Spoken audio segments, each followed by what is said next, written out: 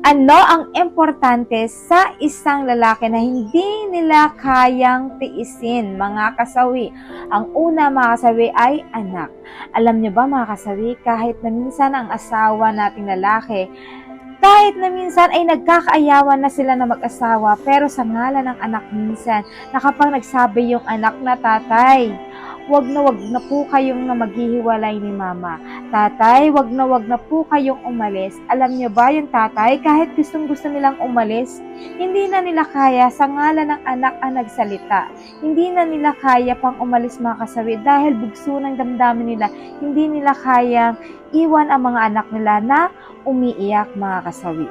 Minsan nga may mga magulang na tatay talaga na minsan kahit hindi na sila nagiging masaya sa kanilang karelasyon, pero nagtitiis ito dahil sa ngalan ng anak nila na ayaw niya na magiging broken family ang